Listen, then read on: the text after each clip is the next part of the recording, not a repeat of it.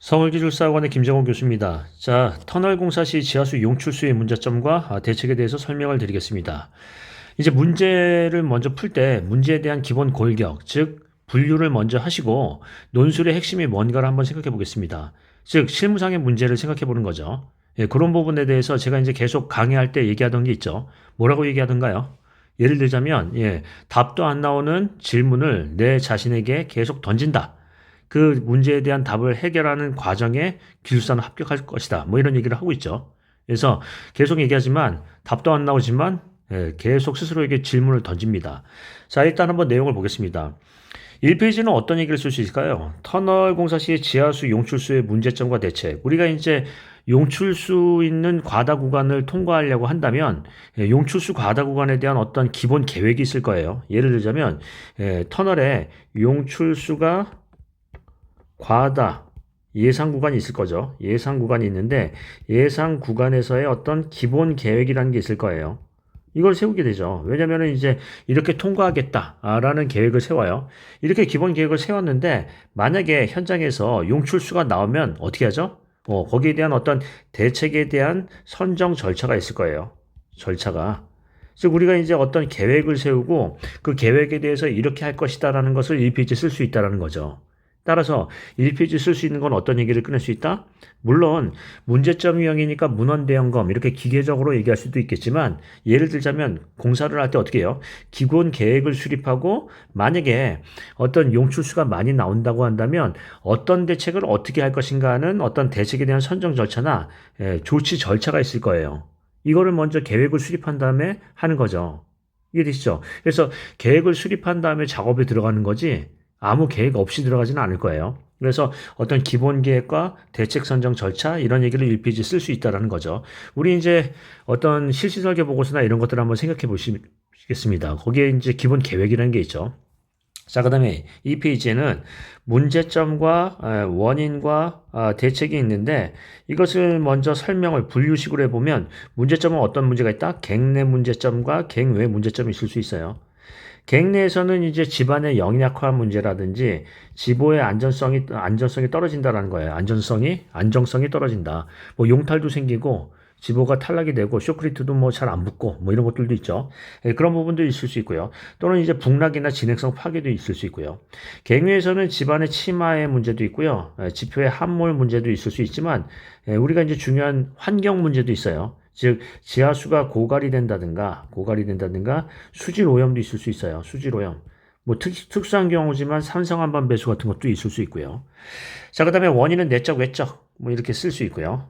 그다음에 대책은 어떤 방법이 있다? 물론 여러 가지 대책이 있을 수 있지만 물에 대한 대책이면 우리가 두 가지 정도는 집중해서 써야 돼요. 뭐죠? 지수하고 배수 위주로 쓰는 거죠. 물처리니까 여기에 보강 대책 같은 거 선지보건법 쓰면은 일단 맛이 가는 거죠. 예. 우리가 얘기하는 집안 이완에 대한 문제를 얘기하는 게 아니라 배수 문제를 얘기하는 거예요. 물 문제를 얘기하는 거니까 지수와 배수 대책을 구체적인 공법을 제시하셔야 돼요. 구체적인 공법이요. 예를 들자면은 압기공, 동결공, 약액주입공 이런 것들을 얘기하는 거죠. 공법을 제시한다. 자, 그다음에 이제 3페이지 결론인데 이렇게 한번 생각해 보겠습니다. 여러 얘기할 거 없이요. 자, 이제 출제자가 이렇게 질문을 한다라고 생각해 볼까요? 자, 김정원 씨, 지금 터널을 굴착했는데 막장에서 물이 콸콸 쏟아진다. 물이 콸콸 쏟아지고 있다. 콸콸 쏟아지고 있다. 이렇게 이제 하고 있어요. 그러면 우리가 맨 처음에 애초에 예를 들어서 간과했던 부분은 무엇인가요? 했던 부분은 무엇인가요? 부분은 무엇이죠? 예. 그리고 효율적인 대책, 재발 방지 대책은 무엇인가요? 이런 것을 물어봤다고 치겠습니다. 면접 때 물어보죠. 김정호 씨 터널 구착을 하는데 막장에서 물이 콸콸 쏟아져요. 기존에 간과했던 부분이 무엇이고요? 대책은 무엇이라고 생각합니까? 그럼 이제 제가 한번 답변을 해보겠습니다. 우리가 이제 어떤 그 안 좋은 일은 같이 일어난다라고 하죠. 예를 들자면 안반에 굴착할 때 안반은 기본적으로 불투수성이에요. 안반이 불투수성 집안인데 얘가 물이 샌다라는 것은 전리가 약간 발달했다고 물이 콸콸 쏟아지지는 않아요. 예를 들자면 뭐 한다? 파쇄대나 이런 데에서 파쇄대에서 물의 흐름이 발생해서 물이 콸콸 쏟아지고 그게 이제 어떤 북락이나 붕괴를 진행성 붕괴를 유발하기도 하죠. 그러면 파쇄대가 있고 지하 수위가 높다. 지하 수위가 높거나 어떤 피압수가 작용한다. 이런 구간에서는 항상 문제가 있었다라는 거예요. 그러면 우리는 간과하기 쉬운 부분은 뭐냐면 이 파쇄대가 발달하고 지하 수위가 높은, 즉 우리가 얘기하는 과다 용출수가 예상되는 부분에 대해서는 뭘 했어야 된다? 프리그라우팅하고 포스트 그라우팅을 했어야 된다. 그래서 이 영향 범위에 대한 부분을 예를 들어서 파쇄대가 가까운 부분에 있어서는 프리그라우팅에 대한 부분을 정밀하게 하고 거기에 대한 대안을 수립했어야 한다라는 얘기를 끌 수 있어요. 그리고 아무리 집안 조사가 철저히 됐다고 하더라도 땅속은 모르는 거죠. 파봐야 아는 거기 때문에 이런 어떤 파쇄대나 지하수의 변동에 대한 부분은 막장 관찰 조사를 철저히 한다는 거예요. 그래서 여기서 키워드는 뭐냐면 과다 용출수 예상 구간의 프리그라우팅에 대한 부분을 얘기를 강조할 거예요. 이해되시죠? 그러니까 이런 부분에 대해서 그냥 결론을 대충 쓸 수는 없는 노릇이죠. 예를 들자면 계측이요. 이것도 말이 안 되는 얘기고요. 용출수에 집중해야 되죠. 3페이지 또 이런 얘기를 썼어요. 선지보 공법이요. 이건 집안 이완 얘기하는 거죠. 지금 물 얘기하고 있어요. 물. 이해되시죠? 그래서 이런 부분을 한번 생각해 보겠습니다. 면접을 받는다고 가정을 해보세요. 김재원 씨, 터널 막장에서 물이 콸콸 쏟아지고 있어요. 우리가 기존에 관과했던 건 무엇이죠?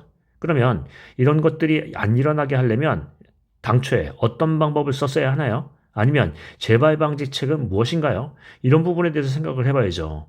즉 파쇄대가 발달된 부분에서 지하수위가 높으면 물이 쏟아진다. 안 좋은 것은 같이 일어난다. 일반적인 어떤 안반이 암질이 좋은 구간에서는 물이 그렇게 쏟아지는 경우가 드물다. 없다. 불투수성 집안이니까. 그래서 우리가 파쇄대나 지하수위가 높은 과다 용출수 예상 구간에 대해서는 프리그라우팅 영역에 대한 평가를 제대로 하고 막장 그 근접해서는 막장 조사를 철저히 하고 프리그라우팅과 포스트 그라우팅을 해서 물이 새지 않도록 해야 된다. 뭐 이런 결론을 낼 수도 있고요. 두 번째. 자, 이제 그라우팅을 하면 차수나 지수를, 우리가 이제 얘기하는 차수나 지수를 한다 그러면 이게 문제가 뭐냐면 이게 물을 막는다라는 건데 얘가 누수 위치가 생길 수 있다라는 거예요. 누수가 생기면 어떤 문제가 생기냐면 유선이 집중하면서 파이핑의 문제가 더 발생할 수도 있다라는 거예요. 무슨 얘기냐면 이게 지수가 제대로 수밀성 있게 되면은 모르는데 물이 한 곳에서 새면은 어떻게 된다? 그게 더 안 좋은 문제를 유발할 수도 있다. 따라서 뭐가 중요한 거예요? 그라우팅에 대한 중첩과 수밀성 확보가 중요하다. 뭐 이런 결론을 낼 수도 있어요. 예를 들자면요. 그래서 여기 이제 결론에 대한 부분이 어느 정도 구력이 되는지, 공력이 되는지, 공부한 어떤 이제 학습의 정도가 되는지를 알 수 있는 부분은 결론을 얼마나 결론을 논리적으로 낼 수 있느냐가 중요하겠죠. 그냥 기계적으로 선지보 공법이요, 계측이요, 이런 말도 안 되는 얘기를 할 수는 없는 노릇이고요. 이해되시나요? 그래서 제가 이제 중요한 계속 강조하는 강의의 방법 중에 강조하는 것은 무엇이 있었죠? 예를 들자면 답도 안 나오는 질문을 본인한테 계속 하라. 그 과정에서 우리가 맨날 이런 얘기하죠. 철학도 그런 과정 아닌가요? 나는 누구인가? 나는 어디서 태어났는가? 어디로 가는가? 이런 걸 계속 물어보다가 철학자가 되는 거 아닌가요? 자, 예를 들자면 그렇다는 얘기입니다. 자, 그래서 다시 한번 얘기해 보겠습니다. 실무상에 발생 가능한 문제를 질문을 하시고요. 거기에 대한 대안을 찾아보십니다. 그러다 보면 좋은 답안이 나올 수가 있겠죠. 자, 그러면 여기 이제 왼쪽에 모범 답안을 한번 보겠습니다. 자, 1페이지에서는 이제 사전 검토상 선정 절차하는데 다시 이제 앞으로 가서 아까 얘기했던 게 뭐가 있었죠?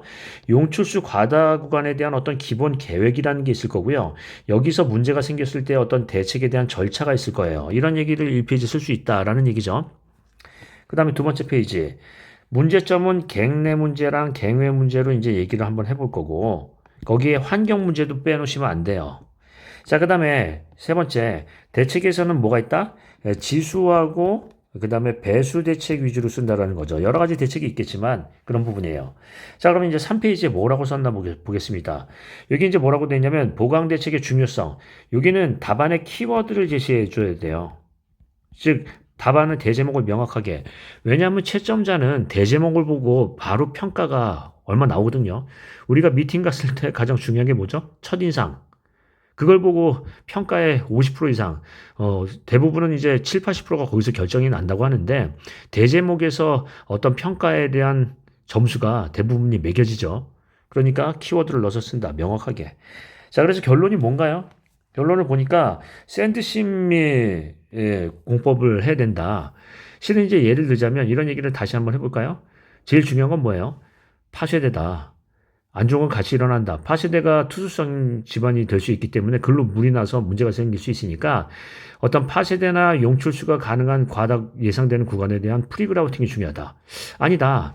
그라우팅을 하는 것도 중요하지만 그라우팅에 대한 수밀성이 중요하다. 만약에 누수 부위가 생기면 거기서 더 큰 문제가 발생할 수도 있다라는 얘기예요. 그러니까 그런 논리적인 결론이 나와야 된다가 중요한 거죠. 자, 그래서 이렇게 이제 결론을 제대로 쓸 수 있어야 되겠습니다. 자, 그럼 다시 한번 얘기해 볼까요? 자, 뭐예요? 예. 답도 안 나오는 질문을 본인에게 던져주세요. 그리고 거기에 대한 대안을 생각해 보십니다. 현장에서 제일 중요한 건 이런 거죠. 이렇게 얘기해 보겠습니다. 쉽게 얘기해 볼게요. 자, 막장에서 굴착을 했는데 물이 콸콸 쏟아지고 있습니다. 자, 김재권 씨, 우리가 간과했던 부분은 무엇이 있을까요? 그러면 애초에 대안은 무엇이고 이런 것들이 재발하지 않도록 재발 방지 대책은 무엇이 있었을까요? 무엇이 있을까요? 라는 부분을 자꾸 생각해 보십니다. 자, 논리적인 결론 중요합니다. 논문에서는 논리적인 결론을 생각해 보시면서 이만 줄이겠습니다. 자, 오늘도 수고 많으셨습니다.